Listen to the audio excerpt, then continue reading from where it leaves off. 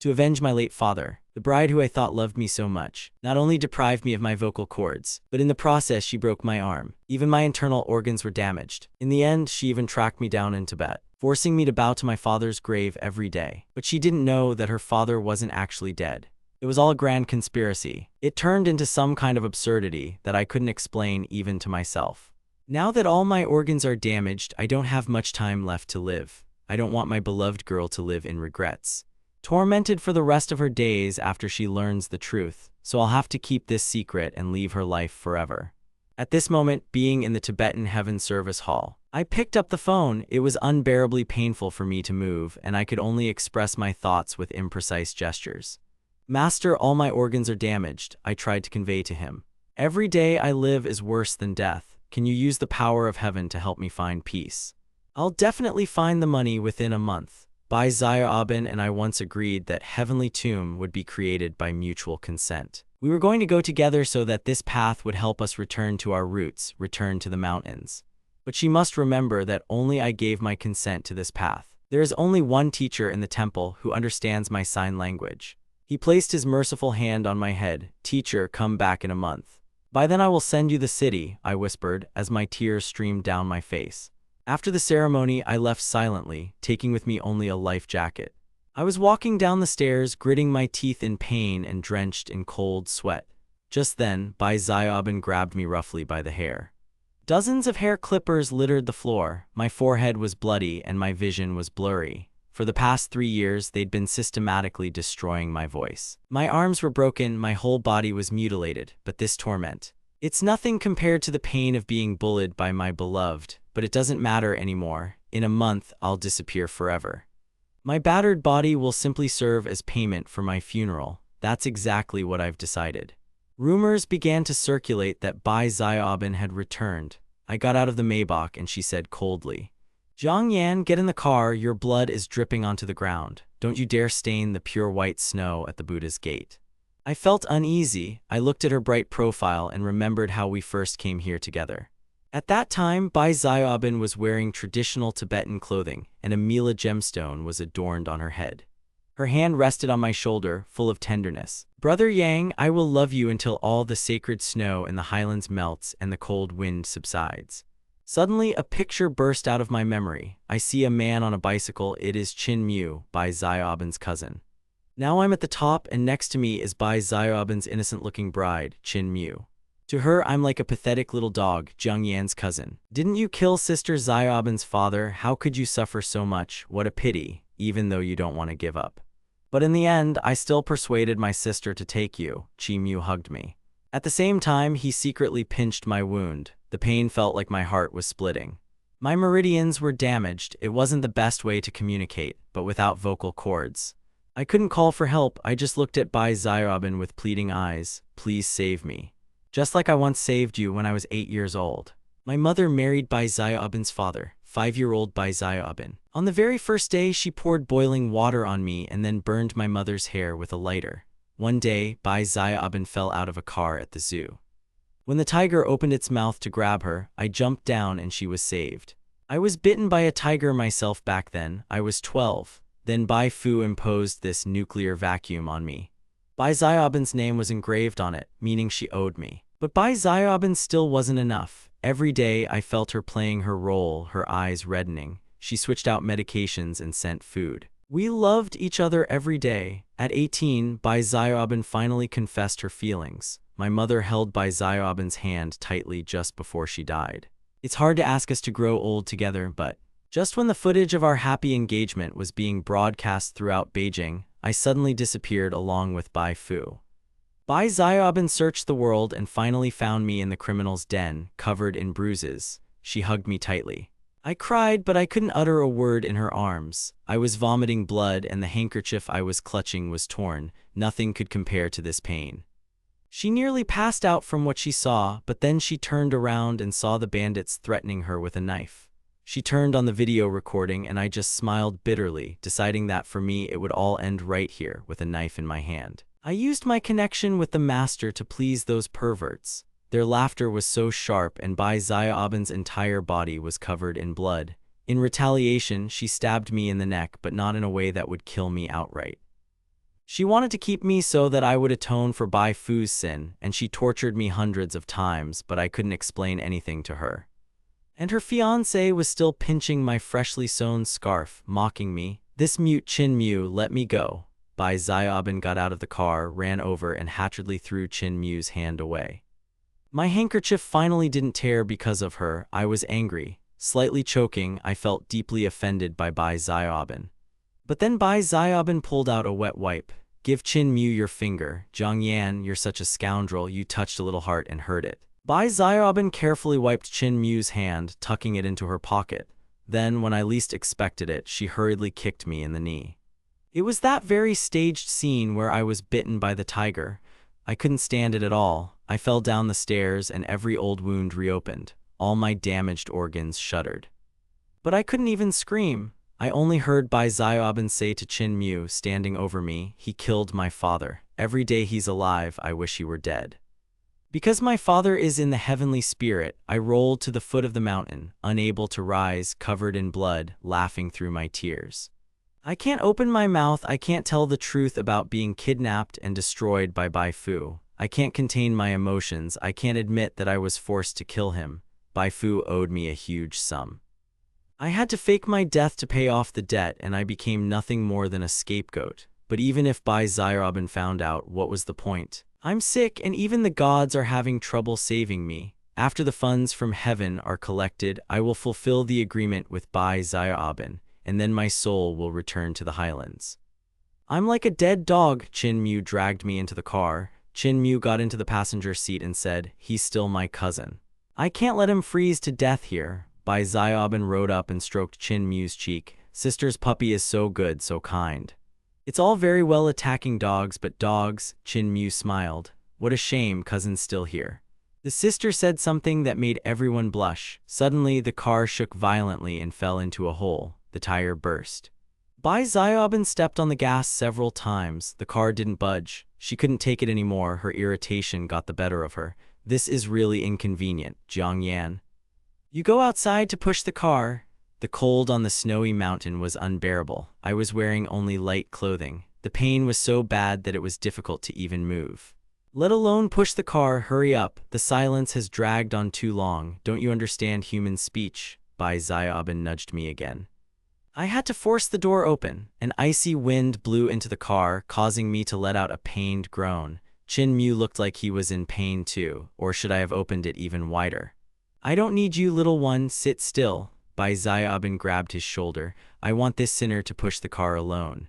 The pain was unbearable, but I didn't forget that I needed to save enough money for the funeral. I tried my best to give Bai Xiaobin at least one gift. I hope she understood. Take 1,000 out of the bag, put it on my face. For that money, I can find a cow. You're not as strong as a beast. It's really cheap for you, but I need 10,000. I can't return it. Bai Xiaobin doesn't understand my gestures. I can only accept the money. I pushed the car across the ice, my nose bleeding several times, and a branch almost cut my arm. By now, I had used up every last bit of my strength, and even the stitches were starting to come apart. I couldn't help but feel pain. Bai Xiaobin looked in the rearview mirror. A shadow of tears seemed to glimmer in her eyes, but a cold smile played across her face. I put Bai Xiaobin behind the wheel to drive to the farm. She forgot to press the gas and brake. The engine was so loud, I felt like a wolf thrown to the wind. The car suddenly crashed head-on into the barrier, and my beloved, then she kissed her cousin. The car continued to struggle fiercely, and Bai Xiaobin's cries grew increasingly depressing. I don't want to know what they did inside. We're broken like a nail board. Will it be as painful to return to nature when the heavens are buried?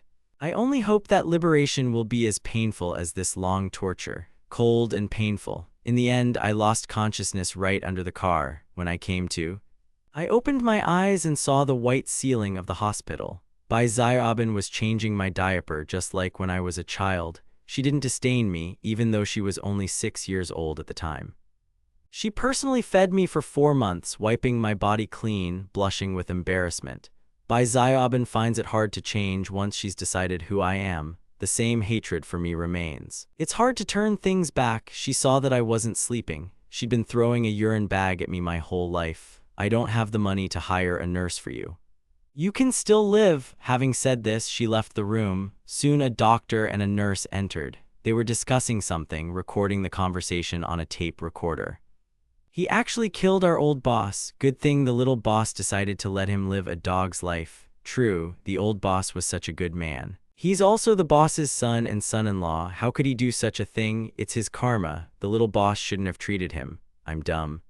I can't refute anything. I spat blood from my mouth. Tell that little boss quickly. The notice of my death wasn't sent out for over a year. It was sent 3 times, but Bai Xiaoben insisted on saving me. She didn't want me to die. She always wanted me treated at night. During the day, she tormented me next to her. That night, I was sent back to the hospital, but I escaped through the back door and headed to a club. It was the best place I could think of to make money. The manager recognized me. "Oh, is that Mr. Jiang? I heard you've returned from Southeast Asia. You're pathetic and stupid. Look, this is a complete mess." Bai Xiaoben didn't tell the whole world that I killed. She didn't want to hand me over to the police, but not out of pity. She just thinks I'm too cheap to go to prison. But the people outside, if they pointed their finger at me, the game would turn into pure madness. The club manager, that chatty loser, didn't even touch me. I simply pointed to the ad for male models, pointed at myself, and made a submissive gesture. The manager immediately understood and pinched my chin. He thought out loud, "Hey, Mr. Jiang is ready to go to sea. That's good. Quickly bring the work clothes. And practice the right position. Don't forget to wear a suit that will bite and suck. I'll put you in sexy clothes. Stand in front of the stage and dance." Every inch of my muscles burned. I clenched my teeth and struggled to keep from falling. My fragile appearance and the pain I was feeling created a huge contrast. I only allowed myself to be hot-tempered among the fans. The bar profited directly from my performances. It was packed, and I was simply making money selling my skills without doing anything dirty. It deserved the sacred significance of a sky burial. However, I quickly turned the page on the short video platform. The lights were dimmed in the nightclub, and the music was truly beautiful. Bai Xiaoben sat on the largest sofa, swaying her glass of wine and looking at me with a grim expression. A few minutes later, the club manager knelt before her. She put down her glass of wine, held out 2 fingers, and motioned for me to come over. Then she roughly tugged at the chain on my chest. "Come on, you like doing this, right? I have more than 10 girlfriends here. You have to service each of them." She promised me 30,000 yuan, and I didn't hesitate for a second. I nodded. I needed the money.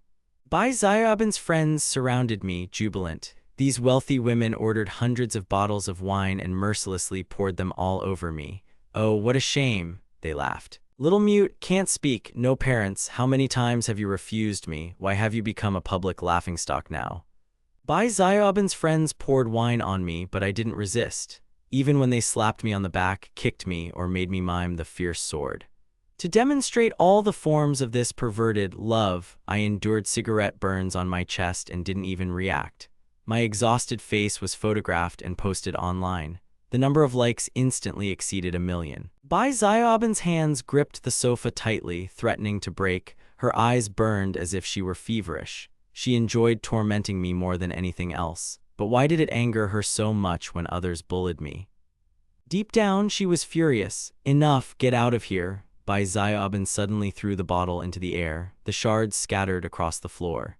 She turned to me. "Jiang Yan, you don't deserve to drink such good wine. You're too weak to fight." She left a trail of blood on my side. Like a wounded animal, I humbly lowered my head. Bai Xiaoben's gaze was filled with a twin hatred. At that moment, Qin Mu suddenly hugged her. Okay, don't be angry. Let me help you calm down." He took a sip of wine himself and snuggled into her arms. They were displaying their affection in public. Let everyone present watch. Is Bai Xiaoben truly good at acting, or is her little dog just eavesdropping on everyone else's fun? Qin Mu is so pure, not at all like me, Jiang Yan, right? Dirty and unremarkable. Many have blessed Bai Xiaoben and Qin Mu. "Hey, I don't like you. Why did I try to steal you from the tiger's den?" I could no longer distinguish memory from reality. In the end, I succumbed to the wine and the sounds. Most of the wine I spat out was blood red. In fact, I could barely eat or drink as I had already begun to sacrifice myself. Zhuang Qin looked at me with pity. "I'll send you abroad. Let's hide from Bai Xiaoben." I shook my head and wagged my finger. On the edge of the bathtub were 2 crooked words, "Heavenly Tomb." Zhuangqin looked at me in shock. He said nothing, only driving me back to the hospital. Aren't the plane tickets in 10 days? It's inconvenient for you to go to Tibet alone. I nodded, although I didn't want to bother him. I returned to the ward and pulled tens of thousands of rubles in cash from my pocket. That was all Bai Xiaobin had given me. It was supposed to be enough for my funeral. I don't know if my head was spinning from the illness or something else. I fell asleep very quickly, but in the middle of the night I was suddenly awakened by a blow. I saw the insufferable Bai Xiaobin standing at the edge of the bed. Zhang Yan, you killed my father and want to kill my Qin Mu. He's your real cousin. I opened my mouth, but my entire face was covered in blood. Bai Xiaobin grabbed me by the neck and I fell onto the bed with a knife in my hand. You simply disappeared overnight. Qin Mu's brakes weren't damaged by you. You're an automobile expert. To protect me, the organization inflicted numerous injuries on me. I'm still in a coma right now. Do you think I'll come back to you after he dies? I dreamed that Bai Xiaobin was dragging me along the ground. Like a piece of trash, I dragged Qin Mu to the bed, my body covered in wounds, my insides aching. I should have sent him to prison and let him become human again. I laughed, rolling on the floor. It turns out Qin Mu was trying to set me up. He wanted me to go to jail. Qin Mu saw that Bai Xiaobin didn't want to tolerate the bullying of the people in that bar, and he knew she didn't want to kill me. He was always trying to cure me, so he wanted to lock me away. To avoid future trouble, I didn't kill Bai Fu first and then Qin Mu. I would have ended up getting shot. I tapped the fruit knife on the iron bed and then handed it to Bai Xiaobin, clearly indicating, go ahead, kill me. Then I took out the protective suit from the temple. The meaning was clear. I wanted to go there. Bai Xiaobin's eyes widened. It was hard to believe she would back down. She didn't dare take that knife. Don't think I don't dare kill you. Do you still want to go to the temple after you die? You're a person full of evil. Buddha won't tolerate you. Qin Mu walked up to the gate and closed it. Seemingly unharmed, he carefully climbed up and removed the security camera. Sister, how could you do this to Uncle Bai? If you don't want to be killed, I'll kill him for you. I couldn't bear Bai Xiaobin constantly dragging me around, begging for revenge. Qin Mu took the knife and plunged it into my stomach. I fell silently, bleeding. Only frightened voices could be heard. Bai Xiaobin's pupils narrowed in shock. Amu, how could you? She hurried to examine my wound, but Qin Mu ran up and hugged her. I also climbed onto the roof. I killed a man. I would do anything for you, but I'm so scared. Please don't leave me. Bai Xiaobin patted him on the head. She looked at me, trembling on the ground, and suddenly burst into laughter. Amu, you're a good boy. He was supposed to die. Tomorrow I'll take you to his grave to pay my respects. She hugged Qin Mu to console him. Then she called for an assistant. Come in and give Jiang Yan his final instructions. I was locked in a kennel in an old factory, my tears and blood mixed. I raised my hand with the last of my strength, showing Bai Xiaobin the life jacket. I screamed in my heart. I just want to die in heaven, can't you let me? One day I said I liked a sports car magazine. The next day, thousands of luxury cars from that magazine had piled up in my garage. But Bai Xiaobin herself was so desperate that she drove a 600,000 yuan car. Now I wanted to die with dignity. But her assistant and bodyguard, like dogs, dragged me toward the abandoned factory. As I passed Bai Xiaobin, my eyes sparkled like stars. I uttered 3 words. I hate you. Bai Xiaobin still didn't understand. Qin Mu screamed, Sister, it hurts where I hit the car. Okay, sister, I'll give you a massage, she said. Bai Xiaobin slid her hands under my clothes, moving them slowly. My knife wound was only covered with a bandage. There were no stitches. Every time I moved, the wound started bleeding. I sat in a dog cage outside the city, knowing I could die that night. Who even knew how to use a flashlight in such darkness? In the middle of the night, a bright light struck my eyes. I was shocked to see Bai Fu standing before me, the living Bai Fu. He jabbed me with a bamboo stick right into the wound. Look how pathetic. My daughter loves you so much, doesn't she? I was furious, which only made the pain worse. I was in unbearable pain because of this man. This player, this hypocrite, not only ruined my relationship with Bai Xiaobin, but also used my hands to destroy the entire village. It was a double betrayal. But the next moment the cage opened, he hesitated behind her. Forget it, I can't bear to see you die such an inglorious death. After all, I was once like his own child to him. He held my life jacket in his hands and looked at Bai Fu. I tried to pull his clothes off. I opened my palms, showing him my hands. I tried to tell him with my eyes, I will repay your debt, I will not bother your daughter. Can you let me go to heaven? But the next moment, Bai Fu tied a rope to my feet and 2 huge rocks to the ends. He snatched my life jacket and threw it into a nearby ditch. What the hell is this? Let him go after the rocks. Good boy, tired and stupid, what a shame. You should thank me for giving you freedom. As soon as Bai Fu finished speaking, he kicked the stone and me straight into the ditch, sending me flying down. Bai Fu left, icy, bitter river water gushed into my wounds. In an instant, I lost consciousness. It was my last breath. I looked at the river's surface. Suddenly, a light appeared. I swam toward it and saw Bai Xiaoban jump down with several bodyguards. She swam toward me and pressed her face to mine, checking to see if I was breathing. There was no more air in her mouth. She pressed her lips to mine, breathing in life. I was on the verge of completely losing consciousness underwater. All my attention was focused on Bai Xiaoban's warm face. I suddenly came to my senses, accepting her artificial respiration. Bai Xiaoban's anger reached its peak. She hugged me. She pushed off with force, rising into the air. Her lips still touched mine. The bloody thread dissolved in the water like smoke. Several bodyguards finally untied the stone from my feet. They pulled the 2 of us to the surface. I was completely unconscious from the water. Bai Xiaoban was breathing heavily, her hair hanging down, and she looked at me with fury and hunger. Why do you want to die so much? You don't value your life. Who are you to do such a thing? Qin Mu, who was standing nearby, saw her anger and quickly threw a cloak over her and hugged her tenderly. Sister, I'm dying, she whispered. I even escaped from the dog cage. The big rock is still at the bottom. How can I accept your rescue? Bai Xiaoban raised her head. Bad question. I thought you were the one who set this all up. Sister, how can you doubt me? Am I really that cruel in your eyes or in your heart? Is he more important than me? Qin Mu looked flustered. His tone was innocent and pitiful, tears welling up in his eyes. I had to turn away. Bai Xiaoban was so gentle with him. I rushed to the side. Okay, kid, stop it. I'll never see him again, okay? On one side was the good-natured Qin Mu. On the other hand, there's me, stinking and worthless, and Bai Xiaoban hates me even more. How dare I be born? What right do I have to decide my own life? From the moment I killed Bai Xiaoban's father, my fate was in her hands. Bai Xiaoban ordered Assistant Feng to send me to the best hospital to save my life, and after treatment, to prison. I was sentenced to life imprisonment. I wasn't allowed to leave. Assistant Feng's gaze met Qin Mu's behind Bai Xiaoban.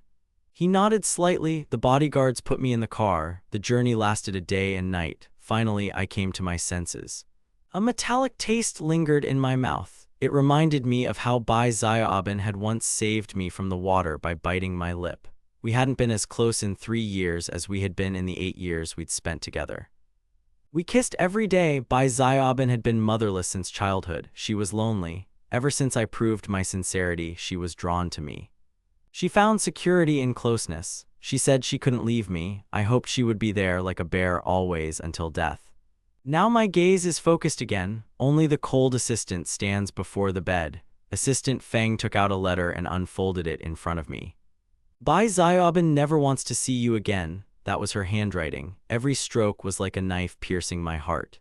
Zhang Yan, every day since your return, I've been looking forward to hurting you. If I'd known you'd kill my father, I would have killed Qin Mu and committed suicide. I wish you'd drowned in the lake. When I read those words, I suddenly burst out laughing. Laughed so hard I coughed up blood. The oxygen mask filled with a white mist. Assistant Feng looked at me with disdain. Are you kidding me? Bai Xiaoban is marrying your cousin tomorrow. She wants you to die tonight. To report to his father in heaven, Assistant Feng didn't dare face me. He disconnected all the tubes. The door to the room slammed shut. My smile faded. Bai Xiaoban really did want to kill me. But if she was so eager to kill me, why did she save me, in any case? Now is my last chance. Even if I die, I want to die on the heavenly bed. That night, I changed my clothes and got out of bed. Blood spilled all over the floor. I wrote the word heaven in my blood. Didn't Bai Xiaoban want me dead? So be it. It's better than dying in a hospital room. She should be happy about this. Free me. Having written this, I grabbed the handrail. I was gradually being discharged from the hospital. I was dizzy and could barely see. I almost got hit by a taxi and my finger was crushed. I slowly raised my head. I saw Qin Mu's unharmed face. Cousin, didn't Bai Xiaoban want you to die in the hospital? If you, such a dirty man, end up in heaven's tomb, she will be angry, so I wiped away your blood. I was covered in blood and tried to ask the taxi driver for help. But Chin Mu pretended to be kind. He led me to the underground parking lot where there was no one. I involuntarily retreated into a corner. I was powerless. Chin Mu pulled out a knife. Cousin, you're always running around. That's not good. The knife was aimed at my ankle. I slipped, blood mixed with rainwater. I was sweating profusely, but all I could manage was a quiet groan. There were a lot of people and cars around, but no one knew that I was suffering from pain from my broken legs. Chin Mu admired my condition. His years of hard work had finally come to an end. Cousin, you've been smarter than me since childhood. Both your rich stepfather and Bai Xiaobin were so close to you. It made me so angry. But Bai Xiaobin's father didn't love you, you bastard. He prefers to listen to me, the one who can help him get rid of his debts. I listened and gritted my teeth. I looked at him. It turned out that Chin Mu had been behind Bai Fu's back, inciting him to kidnap me, and had created a false image of Bai Fu being killed. Chin Mu appeared behind me when I was completely alone. At the moment when I desperately needed support and protection, I, ironically, found myself at his mercy, clinging to Chin Mu's clothes. I was filled with hatred but physically completely crushed. Chin Mu merely chuckled, placing his hand on mine possessively. Cousin, see you in the next life. After these words, he pulled out a knife, put the blade to my neck, and was ready to cut my throat at any moment. At that very moment, my phone suddenly vibrated. The sound attracted the attention of people in the parking lot, and they began to look around.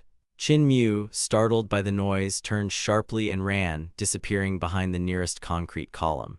I took a shuddering breath, mustering the last of my strength to reach for the phone. A call appeared on the screen from the nightclub owner, who always played the role of a loyal friend. Hey, Jiang Yan, you're flying out tomorrow, right? Maybe I should come and see you off, he asked, tapping something on metal. I tried to respond, trying to breathe evenly, but my strength had completely failed me. The phone slipped from my hands and fell into a metal drain. Hey, are you still there? I shouted urgently into the void, but there was no one to answer. Only the hum of mechanical systems in the hospital's basement garage made Zhuang Qin wary. He immediately ordered his men to comb every inch of the parking lot. Eventually, they found me, although I was already on the verge of losing consciousness. Zhuang Qin handed me over to a private medical team and rushed to the airport. He decided that if he couldn't save me in time, then this was fate. Send me the coordinates of the city, he said before leaving. After all, I owed him too much.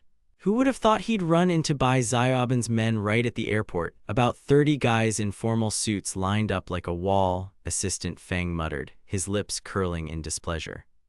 Last night, Bai Xiaobin's father gave a clear order, get your way, no matter what. The captain of the bodyguards frowned. Hadn't he promised to simply hand her over to the police? Assistant Feng clenched his teeth so hard that a steely edge crept into his voice, changing the meaning of the order. Since when did you become my boss, so I have to report to you?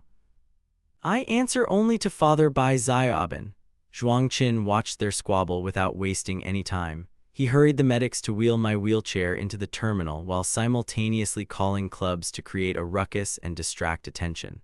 We pushed through to the boarding gate as hard as we could, but as soon as we approached the gate, Bai Xiaobin's bodyguard barred our way with a shout. They're here, call for backup immediately, he shouted. Dozens of thugs rushed toward us, surrounding the boarding gate like a tight ring. Zhuang Qin had only a couple of medics with him, no security. Assistant Feng appeared and gave my wheelchair a hard kick. A sharp pain shot through my body, causing me to mumble something incoherently. This scene attracted the attention of passers-by. Hey, how dare you beat up a disabled person? Where's the law? Someone from the crowd stood up for me, but Assistant Feng instantly snatched up an arrest warrant for some criminal from Southeast Asia. Hey, did you even see who this was? This is the killer who brutally murdered his stepfather. We're working with the local police. The faces of the people around them changed when they heard this. They started pointing their fingers at me. Look, it's that same criminal. How can you defend a murderer? Grab him quickly. There's no place for people like you, came from everywhere. Cameras were pointed at me. Someone threw a bottle of water. It hit me right in the sore spot, and blood immediately started flowing, soaking my clothes. Zhuang Qin, pressed by bodyguards, shouted at the top of his voice, "You're talking nonsense. Mocking a helpless man is despicable. Do you have any real charges against him?" Zhang Yan is a decent man. Without my protection, that gang would have torn him apart. I don't believe a single word you say about his guilt, Zhuang Qin stated firmly. The crowd froze, stunned by his confidence, including myself. I could hardly process what he had said because I'd seen plenty of such dirty provocations in business. But Zhuang Qin's voice had a sobering effect, spurring us on to fight to the end. His men finally broke through the lines, and a scuffle with the bodyguards ensued. Although Zhuang Qin wasn't a professional fighter, thanks to the support of the airport staff, we quickly made it to the exit. He pushed me onto the plane, and Feng's assistant was intercepted at the door by a security guard who had arrived just in time. They didn't make it inside. Feng smashed his phone on the floor in a rage. How could he justify himself to Qin Mu now? But my condition was critical. My only chance was to bet. Zhuang Qin's medical team on board did everything they could to keep me in this world. He bought the tickets at 10 times the price just so I could fly. "Where is the promised paradise? Isn't life worth fighting for?" one of the medics cried out in despair. "Oh no," Zhuang Qin froze, listening to my barely perceptible breathing. It meant my heart almost stopped. "No, I won't let him die." Zhuang Qin grabbed the doctor by the collar in a rage, demanding the impossible. He worked in the shadows his entire life, starting at 18 when he was constantly humiliated. He later switched sides, hiding behind 2 aliases to survive. I was the only bright person he'd ever met. Before, he could only look at me from afar, feeling unworthy, but now, when I was drowning, he was willing to do anything to pull me out. The doctor begged for mercy. "Mr. Zhuang, we are doing everything in our power. We have not given up." Zhuang Qin, pushing the doctor away, rushed forward to help me. The plane flew through the night, my heart skipping a beat and then starting again. Zhuang Qin was terrified, his head pounding with tension. If only I'd known Bai Xiaobin would make my life a living hell. He shouldn't have let me come back that night. The plane was scheduled to land at 10 a.m. and my vital signs were finally starting to stabilize. The doctor, exhausted from fighting for my life, looked completely broken. "Conditions in Tibet are too harsh," he warned. "We can't guarantee he'll survive." Zhuang Qin looked at him with a heavy gaze. "I hadn't woken up for 3 days. If he dies, I'll bury you all with him," he snapped, scaring the doctor to death. The doctor fell silent. Meanwhile, the cream of society had gathered at Bai Xiaobin's wedding, celebrities, over 100 media representatives. Guests were forced to vacate their seats. As an influential female president, Bai Xiaobin stood amid the flower garlands, her eyes glued to her phone. She waited for word from Assistant Feng. Qin Muju pursed her lips petulantly. "Sister, what if someone says you don't like me?" Bai Xiaobin only sighed heavily. "I'm sorry, little one. My father's enemy has escaped. How can I find peace while he's still free? He's so weird, he just wanted me to go to jail. Why would I run away?" Qin Mu wondered, angry at my reluctance to comply. "But it's our wedding. Are you still thinking about another man?" Bai Xiaobin looked pitiful, her heart breaking. After all, these had been the hardest 3 years of her life. Everyone around her kept saying, "Qin Mu, Qin Mu." She picked up the phone and replied, Okay, don't be angry. How could I upset you?" Qin Mu smiled obediently. "That's better." But the next second, his smile froze as the captain of the bodyguards ran up to them. "Mr. Bai, we're worthless. Jiang Yan got away alive on the plane." Bai Xiaobin dropped the bouquet of flowers on the ground, her face contorted with rage. "What did you say?" "When he was alive, his eyes were so alive. Who gave you permission to kill him? I just wanted him thrown in jail." The soldiers and guards were shocked by this confession. They looked in horror at the security chief, who returned with a report. After all, the plan had been completely different. Assistant Feng ran in, clutching a document. Pushing the head of security aside, he shouted, "Don't listen to him. Jiang Yan and the club owner were just leading us on, pretending to be idiots." They were both furious. "They've probably already teamed up," Feng thought. He knew Bai Xiaobin better than anyone. For her, only the outcome mattered, and the process was merely an annoying hindrance. And this defeat was unforgettable. Bai Xiaobin was shaking with rage, his heart broken. The next second, her heels sank hard into the face of Feng's assistant, who had dared to pursue me. "Couldn't he have left with the others? Who gave you permission to take such initiative?" She continued to trample the assistant until his face was a bloody mess from the blows. He had completely forgotten that Bai Xiaobin was not just a cold-blooded lawyer who knew the law, but also a woman whose feelings for me had grown into a dangerous obsession. Even if she had to commit murder for revenge, she didn't want me dead. Everything went swimmingly. I had no idea that behind Bai Xiaoban's mask of elegance and calm, she concealed such a cruel and reckless nature. Assistant Feng burst into tears, begging for mercy. "Stop arguing, that was Master Qin's order." But I was stubborn. Bai Xiaoban merely nodded, turning her gaze to Qin Mu. "Sister, are you doubting my loyalty? We're getting married," Qin Mu babbled. Assistant Feng misunderstood. "He simply pushed me. He has no evidence." "He can only feed fools with his excuses," Bai Xiaoban snapped. "No one believes it." She took out her phone to contact the Tibetan branch and block me. At that moment, a social media notification popped up on the screen. I lay on the cold floor, my legs bleeding, the wounds deep, exposing everything inside me. A memory of Qin Mu leaving the house in the middle of the night came to mind. When he returned, his clothes were covered in blood and his Swiss Army knife was wrapped in a bloody napkin. My head suddenly split and I stared at the innocent Qin Mu. "Tear it out by the root," she ordered. Oh God, what was she talking about? The bodyguards were taken aback by such cruelty and the crowd around them screamed in horror. Someone panicked and ran away, terrified at the sight of blood. But the soldier remained calm. "Didn't you hear the order?" just as Qin Mu collapsed to the floor. "No, I told you to rip out Qin Mu's root," I shouted. Qin Mu sat on the floor, pale as a sheet, begging for mercy and fear. But the bodyguards complied without hesitation. Soon, the wedding venue was bathed in bright red. The scene resembled the gates of hell. Bai Xiaoban watched the scene coldly. Qin Mu's pitiful cries didn't move her for a second. She suddenly realized she had never loved him. "Only I can make Bai Xiaoban's heart beat faster," flashed through my mind. At that moment, the call came from the Tibetan branch. "Mr. Bai, we're informing you that a passenger on that flight has died. His body was covered with a white cloth and carried off the plane." Hearing this, Bai Xiaoban felt her insides collapse. Without warning, she fell from the 3-meter stage and lost consciousness. The coma lasted for 2 long days. When she woke up, she saw Qin Mu holding her hand, not moving from the bed. Despite his damaged ligaments, he seemed devoted, and for some reason she didn't feel any hatred towards him. "Sister, you scared me to death. What would I do if something happened to you?" Qin Mu's voice trembled and his face was pale. But a strange, innocent light gleamed in his eyes. Bai Xiaoban felt cold. She jerked her hand away. "Get up and drink some wine, no matter how skillfully you pretend." "I won't let you go, Qin Mu, that's enough." She looked at his bandaged feet and her anger flared up again.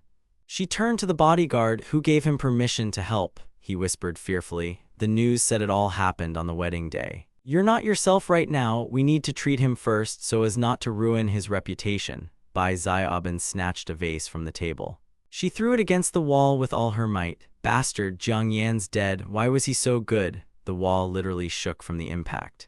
Fatigue overwhelmed her, but Bai Xiaoban couldn't calm down. She slapped her bodyguard, but the security captain grabbed her arm. "Miss Bai, don't worry. Maybe it wasn't Jiang Yan who died on the plane." The vase fell from Bai Xiaoban's hands and tea and water splashed everywhere. "Is Jiang Yan still alive?" She jumped up, not feeling the pain in her legs. "No matter how much blood I shed, his life belongs only to me. He doesn't deserve to die." She threw on her coat and commanded, "Get ready, we're leaving for Tibet immediately." "Wait, you need to prepare yourself mentally before you go," the bodyguard squeaked. Bai Xiaoban barely contained her anger. "What again? Talk faster." The bodyguard turned on the CCTV footage. "See for yourself." It showed Jiang Yan, already nearly dead, deciding to leave for Tibet. That's why I'm covered in blood in the photo, my body lying motionless on the ground. With my blood-stained fingertips, I wrote on the ground, "Heavenly Burial." Bai Xiaoban was shocked. She couldn't even imagine. Why was I so obsessed with death and the sky? A vague memory surfaced in her mind, but it was so painful that it eluded her. A new recording appeared on the screen. Qin Mu entered the room with a smile, rubbing his blood into my bloody footprints. Bai Xiaoban breathlessly whispered Qin Mu's name. Each word sounded like an icy knife. The medical staff preparing Qin Mu for the second operation trembled under her heavy gaze.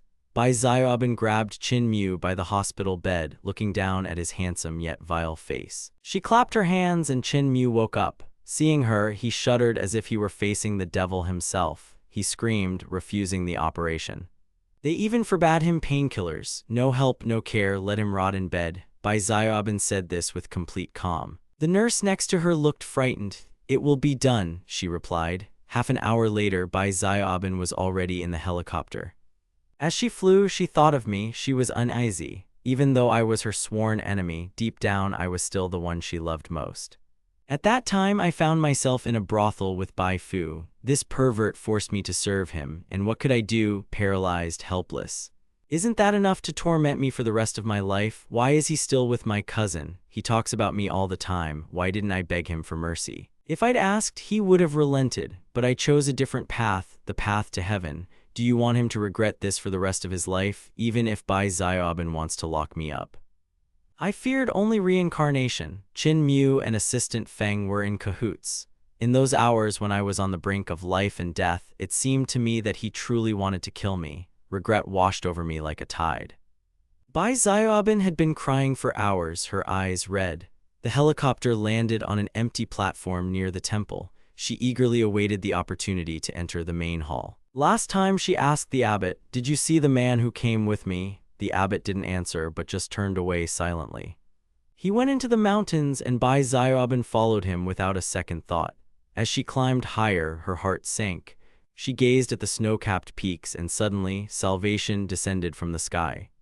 She had a bad feeling about this, but it didn't matter. Even for a heavenly funeral, you had to register in advance, and the line was enormous. Finally, they reached the summit, a blood-red mountain cliff with a level platform. There, sudden rescue was always at hand, ready to take anyone.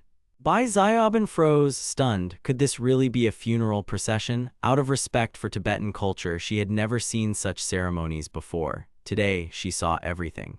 Fear lurked somewhere deep in my subconscious. Everyone around me was standing, and the master's hands were folded in a ritual formation. But the old man threw the bones aside. He remained alone on this burial platform. Where the rest? Where is the flesh and bone? Looking at the old man in the sky, Bai Xiaobin froze as if pierced by a cold mountain wind.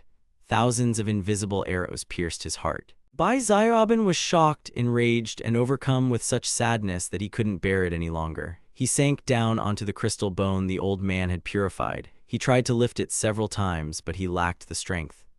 Why? Why did I treat him so cruelly? I wanted him to live in turmoil for the rest of his life, but that proved too terrible. Bai Xiaobin stared at that bone for a long time until memories washed over him like a mountain wind. He remembered how I dressed up as a Tibetan girl and said to him, "Brother Jiang Yan, until the snow on the plateau melts, I will love you." I also said people's lives are like golden drops in the sky. If we are destined to grow old together, then we must die together, so that the soul is not destroyed and the warrior does not find himself separated. I touched his hair and pressed myself against his heart. We made a promise to each other that neither of us would regret it. What a profound and romantic promise it was. The vow to spend my life with soul, I believed it until my last breath. But Bai Xiaobin forgot, for his hatred had killed that love. She robbed me of my voice. I couldn't even open my mouth anymore. At the height of the persecution, Jai Kong Kong came to the funeral, led by an old man. I remember that before the funeral. Before the ritual, the owner cut the body into 8 pieces and crushed the bones. The purer the body, the better the purification was considered. I looked at the teacher. "Teacher, I also want to die. All my loved ones have already left this world." Alive and silent, I watched as the teacher shook his head. "Son, the living can't just leave. Please come back." He seemed hesitant, but there was no doubt about it. Bai Xiaobin, seeing my resolve, knew I wouldn't back down. He slowly removed his heavy cloak. He removed all his valuables from his hands, one by one, and threw them over the cliff. Now he had no doubts left. He was heading straight for the cliff. If he fell and turned to dust, the mountain birds would still swallow him up. Be my partner, I thought. A few more steps and he could have safely stepped off the edge. The owner wanted to stop him, but the captain of the bodyguards suddenly ran up. "Mr. Bai, wait, don't jump." Bai Xiaobin continued to walk forward as if he hadn't heard the shouts. The next step led into the abyss. "Mr. Bai, I have news about your father." Bai Xiaobin stopped, barely holding on to the edge of the cliff. I turned around. It was a photograph of Bai Fu. He snatched it from the bodyguard's hands. I looked closer. It really was him. Wasn't he killed by me? Upon learning that Bai Fu was alive, Bai Xiaobin momentarily forgot about death. They rushed to the helicopter and sped toward the border. Bai Xiaobin, having lost me, thought only of his father. When they met, he dropped his bag, ran up, and hugged him tightly, but Bai Fu suddenly recoiled in fear. He clutched his head in his hands, muttering something in the local dialect, barefoot and trembling. Don't catch me, you're mistaken, I don't have any money. He was terrified, thinking he was being hunted. Only when Bai Xiaobin shook him did he burst into tears and recognize his daughter. But instead of joy, Bai Fu only asked, "Is it you, Xiaobin? Why have you come?" "I want to ask you, why didn't you die? Why did you come back alive?" Bai Xiaobin was confused, while Bai Fu rubbed his left hand. I feigned death to gain a new life." Bai Xiaobin's wave of emotion gave way to absolute shock. "You faked your own death, used a white cloth, and made me suffer. Do you even realize what you've done?"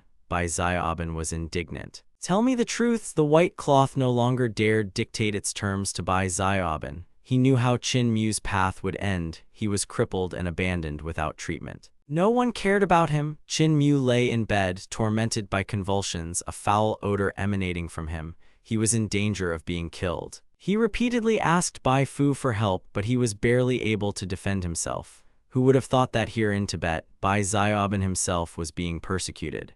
"Bai Fu, you're bluffing. You dare lie to me. You may be a car tycoon today, but your old sins are still there." "I'm not happy to be alive. This Jiang Yan has wounded me so many times. Death has a reason." Bai Xiaobin's eyes widened, hearing the falseness in his words. "How do you know he's dead? Who told you Bai Fu should keep picking on you?" Jehu's voice interrupted him. "It's strange not to die," Bai Xiaobin whispered. "How do you know he died if not after you supposedly killed him?" Bai Fu pressed his lips tightly together. "Don't talk too much. Be quiet, just be quiet," Bai Xiaobin called out to his bodyguard. "Tie him up, conduct a full interrogation." The bodyguard twisted his arms and legs. "Take Bai Fu back to the capital." The report came very soon. "Mr. Bai, as you expected, Ningzun doesn't have a single scratch." Bai Xiaobin raised an eyebrow in surprise, so he hadn't been stabbed. The bodyguard continued reporting, but he had other evidence in his hands. "I didn't know how to digest this information. Jiang Yan was the one tortured to death, believed to be a murderer. In other words, he had ruined the man he loved because of a lie." The bodyguard laid out all the items on the ground. Bai Xiaobin looked at them with a frozen heart. His figure was frozen, unable to move. It turned out that Bai Fu owed a huge amount of money and had hatched a plan to frame Jiang Yan as a murderer. The 12-year game was over. Since Bai Xiaobin hated Jiang Yan, Bai Fu decided to fake his death to write off his debts, allowing Jiang Yan to remain tied to the cliff. Qin Mu, that bastard, was dying in bed, and it was all on his conscience. Wasn't he tired of his rotting legs? "I'm very sorry, tell him that," the captain of the bodyguards said. He had learned not to say anything unnecessary. "And what about your father?" The neighbors suddenly ran up, crying and begging. "Xiaobin, I am your father. I just didn't want Jiang Yan to ruin your life. After all, he's like a brother to you. You're making me lose face." "He's dead, it's all over. Don't you still want a father for him?" Bai Xiaobin interrupted him. He opened his eyes wide, holding back tears. "Throw him to his debtors. It's okay if you cut out his heart and liver this time. A real man will die and the debt will be gone forever." "No, don't you have a shred of conscience left?" Bai Fu clutched at his clothes in despair. "You betrayed me and the creditors won't leave you alone." But Bai Xiaobin stood there, stunned. He'd broken Bai Fu's arm and a bodyguard hastily pulled him aside. She was so furious she seemed ready to tear them apart. "I wanted to drink their blood, but it looked frighteningly pale." "Order the doctors to give Qin Mu everything he needs," she muttered. "Leave it to me, I'll use the chainsaw myself." This hospital belonged to her. No one dared to contradict her. For half an hour, the 4-story block was filled with nothing but Qin Mu's agonized groans. "Bai Xiaobin, if you don't kill me today, I will sooner or later," he whispered. News of her thundered throughout China. I was quickly transferred to the countryside. Even if I didn't want to hear the gossip, there was no escaping it. I reviewed the report right there in the office. The employees whispered in the tea shop, "Did you hear that? The president of the country's largest auto company." I don't understand what she saw in that white face. Every time she's with him, it's madness. She even turned her own father over to creditors just so she could sell off all her property to pay off her debts. Rumor had it that it all started when her brother and fiancé were destroyed by those two. Not even a bone remained. But the conversations didn't die down. Voices could be heard in the tea house. Don't you have anything else to do? Has the plan changed? Technical issues resolved. It was my partner, Zhuang Qin. As an angel investor in our company, he handled sales and communications. His position as CTO was secondary to me. Suddenly, the office became quiet and the staff returned to work. Zhuang Qin arrived with a report. Naturally, he sent me a message. President Jiang, our product is perfect. Thank you for your electronic sound system. Zhuang Qin, I have a drawing in my hands. A slight impulse, and the semiconductor device produces the purest sound. This is a portable audio system I designed myself. It resembles a blue gemstone flowing from the white border to the neck. I value this purity of sound above everything else. The emotions had dulled. I woke up determined to celebrate my success tonight. I invited him to a big dinner. Zhuang Qin nodded. Okay, let's eat chestnuts. The sky turned black. Zhuang Qin hired an elite chef. My automated systems in the kitchen cut ingredients. 8 braziers worked simultaneously, preparing dishes from all over the country. My signature buns were steaming in the steamer. Welcome, I said, setting the table. The foreign guests were also invited. Don't stir your food with chopsticks. The faster you learn, the more you eat, I joked. But Zhuang Qin stared at the table, trembling. I just think you've gotten even better looking. I found life in Tibet, leaving a golden knee bone with the name Bai Xiaobin on the heavenly altar. I whispered, just pretend I'm dead. That night, Zhuang Qin and I went out for some fresh air. I couldn't see anything while we were walking, but as soon as we reached the top of the slope, my head cleared. I almost stumbled. Zhuang Qin supported me. Have you thought about finding someone to take care of you? I froze, clutching my camera. I didn't want to be a burden. I was living perfectly well alone, but someone clearly objected. After all, you're so wonderful. How can you be a burden? Zhuang Qin asked. I remained silent. And suddenly, a man I hoped never to see again appeared before me. Bai Xiaobin, who had been following me, grabbed my sleeve and pulled me toward him. Deep down, I knew the new concept car was a result of your style. You are truly alive. Let's go home, okay? I'll open a company for you 10 times bigger than this one. I pulled my hand back with an expression of undisguised regret. I couldn't wait for him to disappear. Looking back at Bai Xiaobin's car, I noticed a shadow inside. The door opened slightly and I saw my cousin Qin Mu. Qin Mu's legs were amputated, leaving him looking like a ghost. He struggled, staring at me with empty eyes. There was nothing human left in him. Now Qin Mu became Bai Xiaobin's first plaything. He was carried around everywhere, subjected to cruel torture for any misstep. It was unbearable. Just when she thought I'd remain silent, I turned on the sound system. It's cold, you're acting like a monster. This only disgusts me. Bai Xiaobin heard my words. Her tears flowed more intensely than words could express. She grabbed my hands excitedly. Brother Jiang Yan, are you talking to me again? Scold me again. Tell me this isn't a dream. I couldn't communicate with her anymore, not even a little. I pulled away abruptly. Take Zhuang Qin into the room. My back was cold as ice. As in her countless dreams, she couldn't distinguish reality from illusion. Her emotions were racing, and the bodyguard begged me, Mr. Jiang, let her eat something. Her blood sugar is low, she'll die. I was cold. I could see she wasn't ready, that she didn't even have any candy. Qin Mu in the corner merely smirked. The security captain shouted in panic, let's go to the city, don't let her die in our arms. But the car was already starting, and 2 medics rushed toward her with a first aid kit. Zhuang Qin followed her, allowing the doctors to examine her first. No, send her to the hospital. Bai Xiaobin dropped the candy and finally came to her senses. She looked at Zhuang Qin and the doctor. Her first question was hasty. Did Jiang Yan invite you? No, you're taking on too much. Zhuang Qin looked at her intently. I only care about the company's image. Bai Xiaobin didn't believe it. She couldn't let me die. She replied like a cornered tiger, Jiang Yan clearly loves me. Zhuang Qin laughed. There's a knife hidden in his eyes. I love him. I loved him. She didn't say anything negative, but she pulled a letter out of her pocket and held it up to Bai Xiaobin's face. Does this sound familiar? See for yourself. The bodyguard rushed to the defense, trying to hit Zhuang Qin, but Bai Xiaobin stopped him without taking her eyes off the letter. That's what I really wanted to write, but the letter was filled with anger. I wasn't thinking about death, I just wanted to lock it away. Does it matter now? Zhuang Qin interrupted. Does he want to be important to you? After all, you almost destroyed him once. The phrase thundered. These words repeated in her head endlessly, becoming the only sound in the world, tearing her consciousness apart.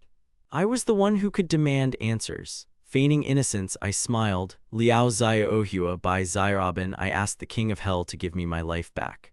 If you want to die, don't do it in front of me, Dr. Peng said, closing the door. No, no, Bai Zayabin screamed in the car.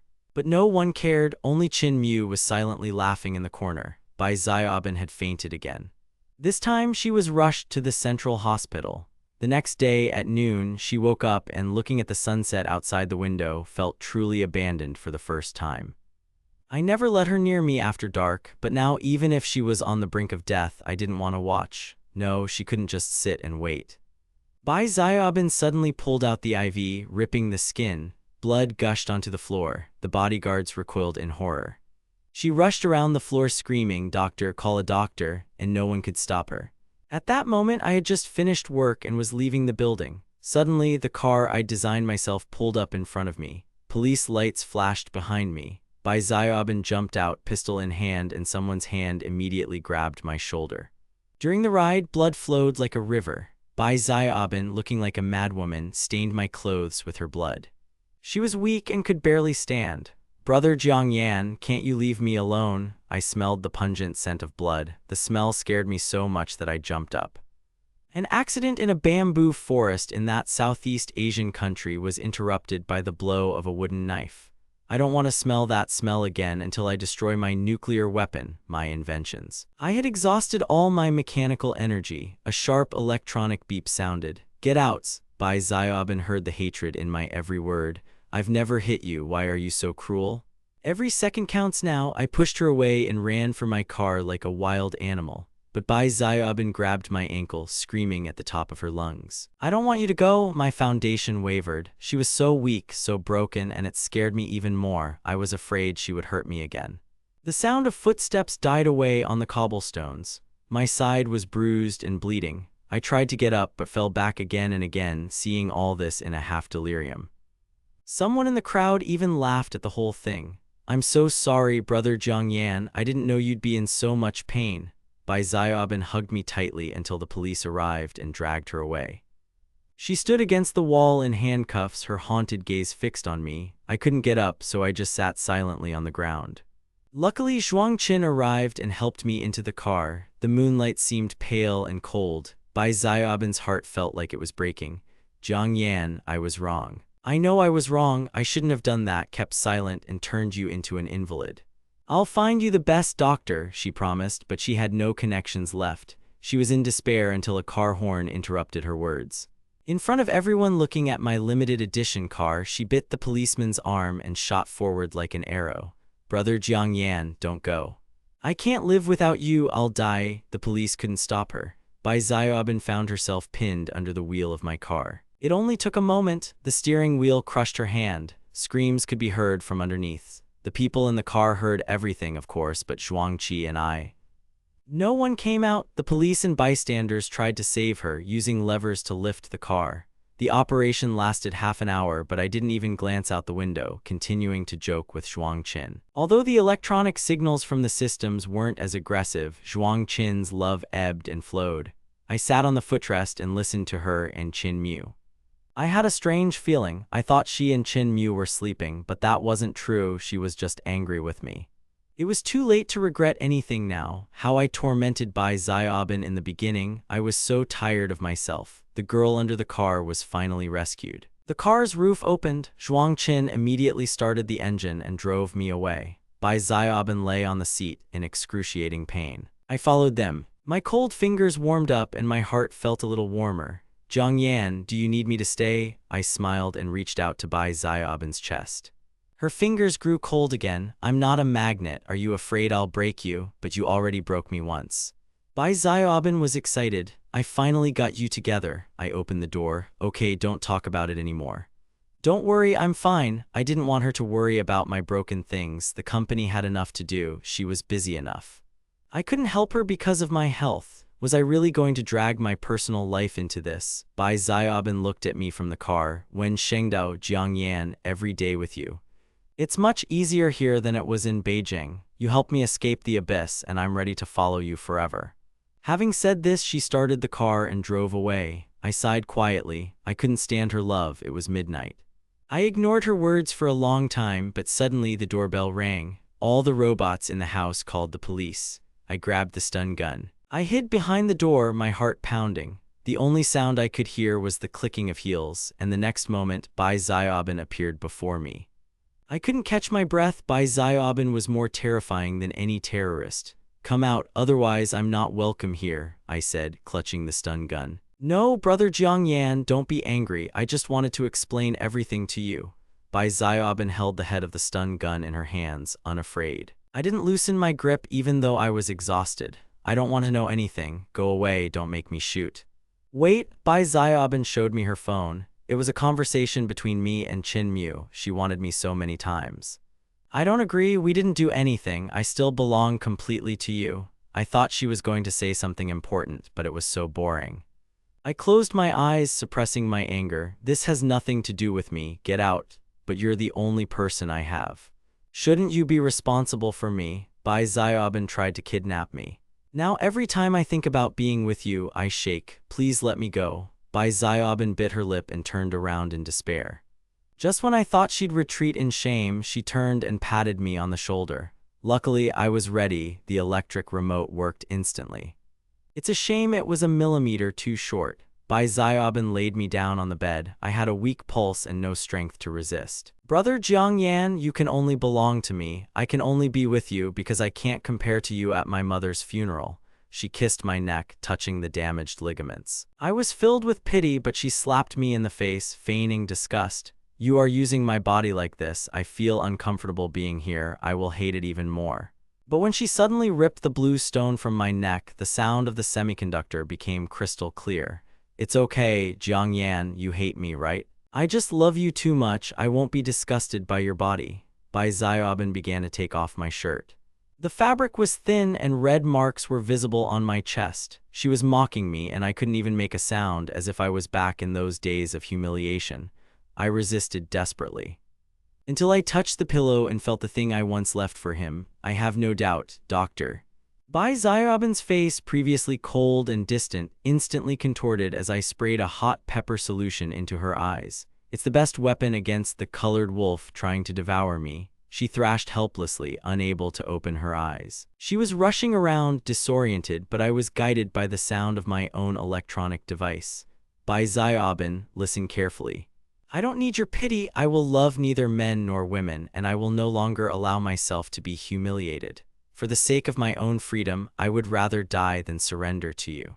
You're only making me more and more insensitive." I tossed the empty can aside, which clattered across the asphalt, and Bai Xiaobin, blinded and disoriented, was pushed back by the blast of air from the air conditioner. The robot's emotionless voice threatened, "Please leave the area. Otherwise, according to security protocol, the police will arrive in 3 minutes. A mechanical hand roughly pushed her away. She collapsed into a bag of fertilizer near the court. Bai Xiaobin, her eyes burning with pepper, screamed in rage, "Jiang Yan, don't think you can get rid of me so easily. I have 100 ways to make you change your mind," she continued. I didn't know how much time passed, but soon a light began to dawn in her clouded mind. She was furious and returned to the security captain to devise a new strategy. At that moment, she saw a huge dog at my door. The dog's gaze reminded her of that abandoned factory. Was I ever kept in a cage like this? First the knife wounds from Qin Mu, the lack of help, and then the cramped dog cage. How excruciating it was, I couldn't even make a sound. Bai Xiaobin, lost in her thoughts, opened the cage and stepped inside. She sat in the corner, breathing in the unbearable animal odor, suffocating. What should I do next? That day, her father rescued me from the cage. I was tied to the riverbed then. I spent an eternity underwater. My lips were bitten. I begged for salvation. She stepped on my chest, confident that I was still alive, but the stone stuck in the river did the rest. How could she believe Qin Mu's words?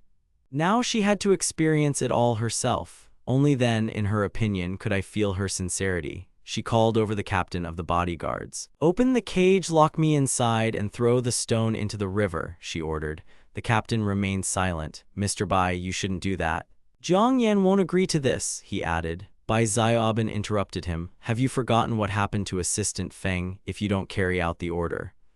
The outcome will be even worse than his." The captain had to call his subordinates. They were horrified, as killing her was practically impossible. The complexity was colossal. They didn't expect the dog to be connected to the Dongbao Association's AI system. Soon, an alarm sounded. The entire neighborhood was shocked to see Bai Xiaoben locked in a dog cage surrounded by bodyguards. "Destroy the cage and tie a stone to her feet." Passers-by looked at me like I was a monster and called the police. I, who hadn't slept well because of Bai Xiaoben's intrusion the previous night, just wanted peace and quiet. As I drifted off to sleep, I saw Bai Xiaoben being lifted by bodyguards and carried to the lake. "Mr. Bai, are we really going to do this? What if you really do drown?" Bai Xiaoben looked at me. I was standing in the doorway in silk pajamas, my hair disheveled. She had a strange heart. She remembered how much I loved pajamas like these. She wanted to hug me, but I was out of reach. I used to teach her to draw, help her with her chores, and be a good son. But now, when I looked at her, all I saw were my disfigured ankles and scarred wrists. "It's her fault I became disabled. It's all her fault. Throw me into the water. I want him to see my determination," she said to the captain. "Don't rush to save me. Let me feel more." The captain looked at me. I just nodded. Let him live a normal life if he can. Bai Xiaoben was thrown into the river. The foreigners around her gasped in horror. She was drowning, surrounded by seaweed, even though she knew how to swim. But now she was tied to the rock. I too had lost blood, was disoriented, but I survived. Let her suffer too. She believed in my love, that I would not be indifferent, because once she jumped after me. She was angry with me, but choking on cold water, she still waited for me to jump down. But I didn't jump. Finally, they lifted her up. Bai Xiaoben was pale as death, her lips blue from the cold. She looked around, not hearing my voice. Jiang Yan hadn't come to save her. She asked about it, but her hope was fading. The captain remained silent. Not only had I not planned to save her, I hated her for this ungrateful behavior. I simply locked the door. Bai Xiaoben understood and nodded. The captain sympathized with her, but most of all, he wanted to leave this place. "Mr. Bai, let's go back to China. You're in business. There's no need to chase after someone of such low status," he said. She suddenly came to her senses. "Yes, I have money. He doesn't care about me, but I can use the money to buy him back." Bai Xiaoben cashed out assets using shady schemes to transfer billions abroad, buying up companies in her own name. Zhuang Qin, in dire need of funds, received the investment and rushed back with a report. "This looks like a trick. Be careful." Zhuang Qin showed me the document. I examined it several times and found no clue, but I still had my doubts. Who would refuse expansion? We built 10 factories, working without sleep or rest. I launched a raw material control project to reduce costs. Within a year, the company's value had skyrocketed. Zhuang Qin and I were included on the list of the richest people. After the awards ceremony, we invited 7 business angels to dinner. I was elegant in my suit, the mechanical arm and electronics making me special. Zhuang Qin looked impeccable in her red dress. We were a perfect match, but when we opened the door, instead of investors, I saw my nightmare, Bai Xiaoben. She stood surrounded by 7 bodyguards, each holding a shareholder agreement. I felt like a snake in the forest, ready to pounce. Zhuang Qin whispered, "It's okay, let's go. It was just a business relationship." But the bodyguards blocked the way. Bai Xiaoben was cold. She pushed Zhuang Qin away and looked at me. "I'm doing this so Jiang Yan can become golden. I don't need you." I got angry and pulled Zhuang Qin back. "Ask her what she wants." "Marry me," she said. "All this money is my compensation. After the wedding, you will belong only to me." "All this is yours now." Bai Xiaoben beamed with happiness. I looked at her and replied with a cold smile, "With love, of course." There was no need to indulge in daydreams. I simply led Zhuang Qin out the door without even looking back. Bai Xiaoben's gaze followed me with a look that suggested something broken, like a crumbling silver tooth. The next day, she called an emergency board meeting. Dozens of media outlets gathered outside the office. She made a loud statement. "Zhuang Qin and I may look disgusting, but that's our business. I'm the chairman of the board," she continued, "and I'm not here to interfere with management. The true owner of the company is Jiang Yan, my husband and childhood friend. The wedding is tomorrow. I ask everyone to attend." Her words were like a bombshell. The atmosphere in the hall instantly grew tense. Zhuang Qin and I were in shock. The live broadcast caused an unprecedented stir online. People who yesterday considered us a couple were now witnessing the birth of a new, golden union. "My God, is she really willing to do anything for this husband stalking?" This show cost hundreds of billions. Two beauties fighting over a disabled man, what do they see in him? Having demolished one argument after another, everyone thought this would move me, but I remained unmoved. I called everyone to order. My voice sounded cold and merciless. Today, I officially resign. I am no longer the CEO or the chief engineer, I announced.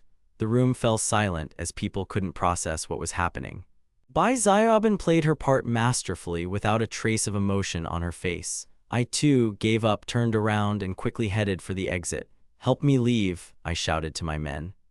There were only 3 people left on stage, now just Bai Xiaobin, surrounded by a crowd of curious reporters. She was in a bad mood, unlike me, who felt a strange sense of relief. She jumped up, knocking over a stool and smashing the camera. "Keep filming," but she made the mistake of being overly aggressive. She smashed the jar and screamed into the camera, "Until I sign this, Jiang Yan won't go anywhere. He'll never be able to escape from me."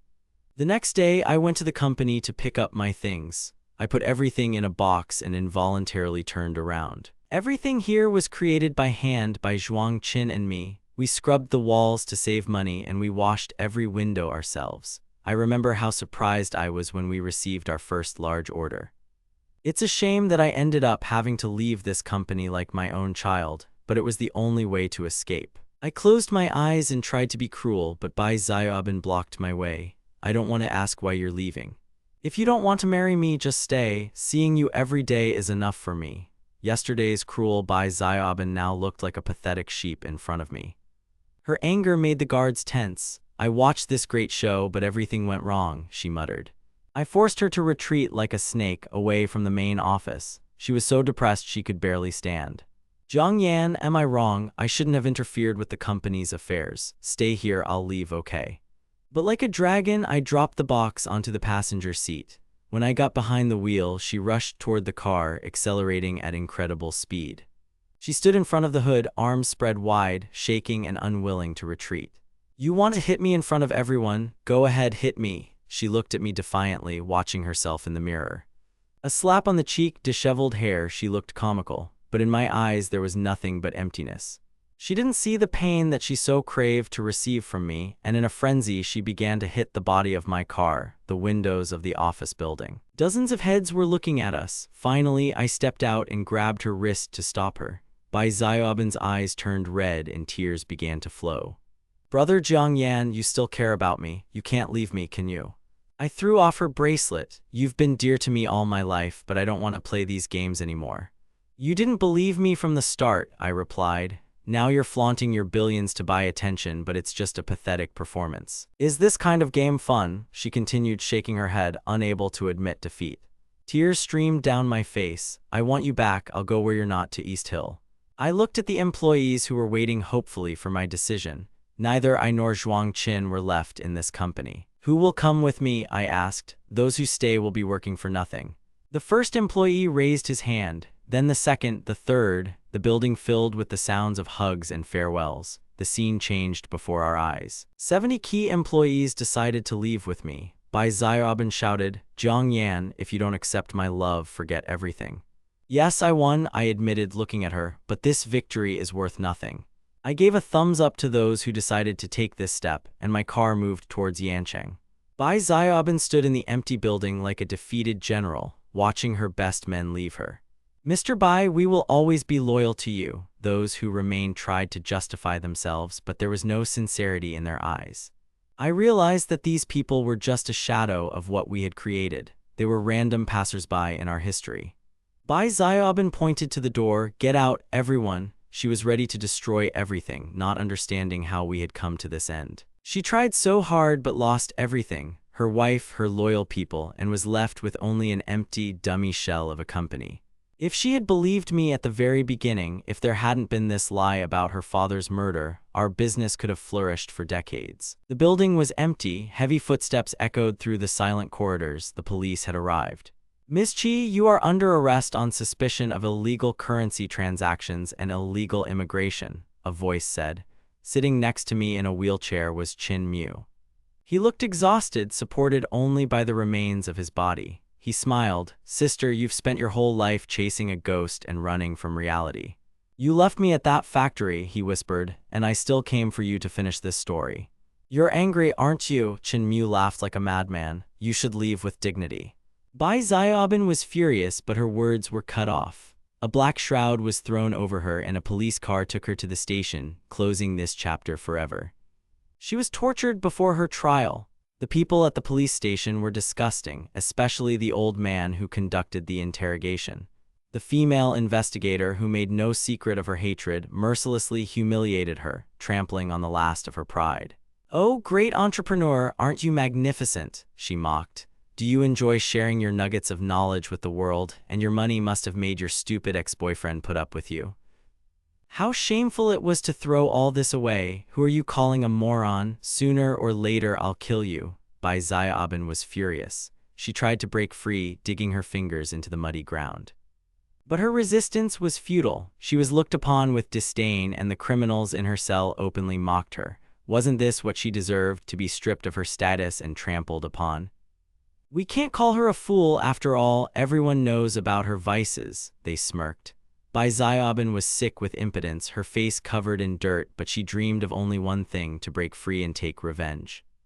Her limbs were shackled just as mine had once been. Those criminals were right. She got exactly what she deserved. I've carried the pain of those years inside for too long. She thought she'd seen the light, but I didn't share her feelings, not even a tenth. As long as she remained in power in her fantasies, I couldn't allow her to be kind to me, and even if I didn't forgive her, maybe she could help me with something else. A few days later, Bai Xiaobin called her lawyer. She was covered in scars, her gaze dull. Another criminal burned her lips with hot oil. Her speech became slurred, but it was still better than the lies she'd been telling before. The lawyer merely wrote down her words with disgust. He was disappointed and irritated. He had no intention of seriously defending her. Who would have thought that the once mighty Bai Xiaobin would turn into such a pitiful sight? "I want to plead guilty and provide evidence that Chinmyu committed murder," she croaked. "I want justice for Jiang Yan." The lawyer raised his head. He hadn't expected that even in her state, she was thinking about me.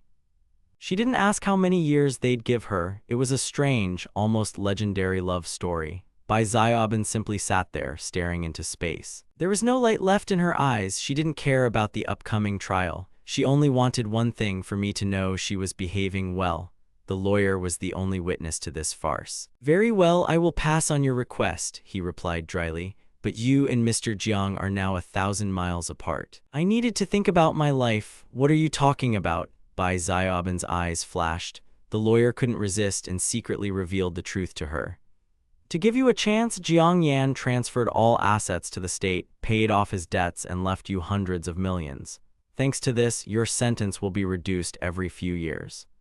Bai Xiaobin covered her mouth, and her hysterical laughter echoed throughout the courtroom.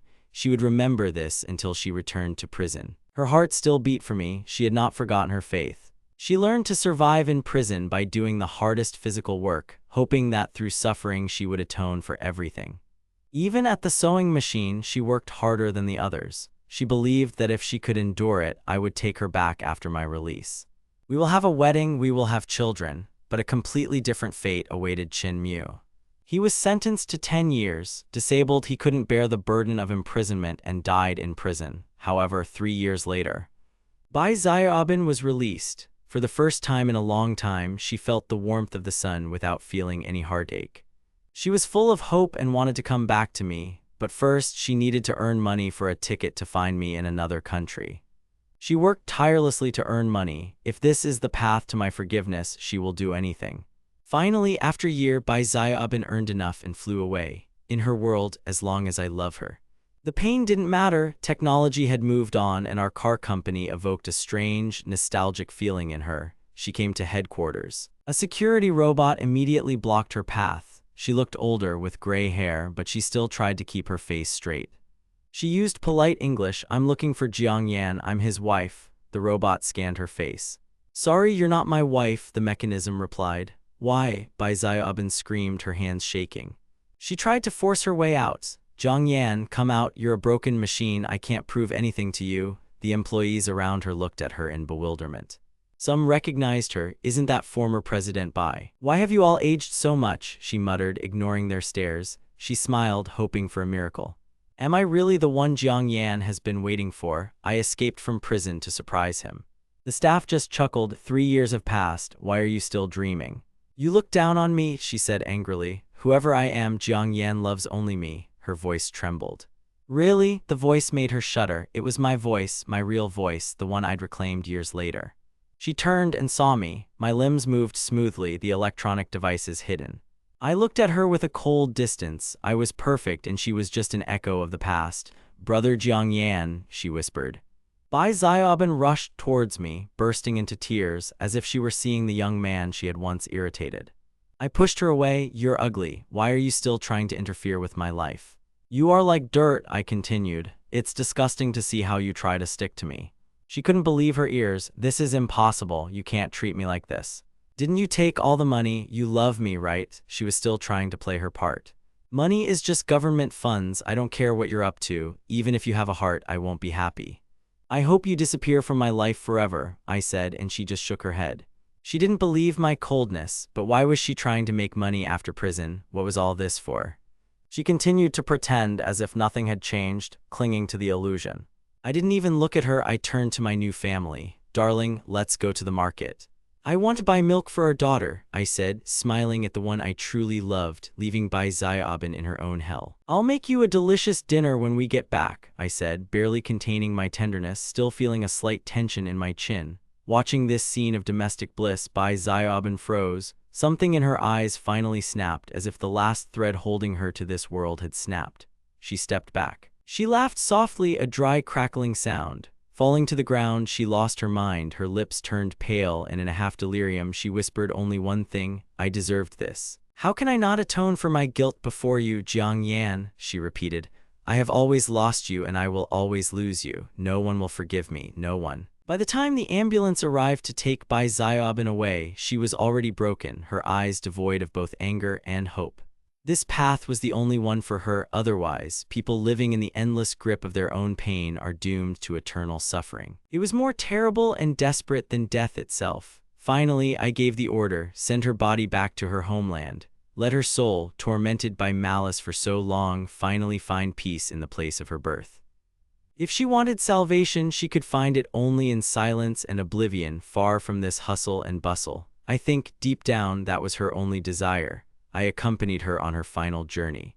As I watched the remnants of that life, old memories, her pride, and her tormented soul dissolve into the clouds, I silently squeezed my beloved's hand and read a passage from the Holy Scriptures, saying goodbye to the past. We once agreed to walk this path together, but fate decreed otherwise. Now I have to see her off into eternity alone. Our war is over, we are no longer bound to each other, and each of us is finally free.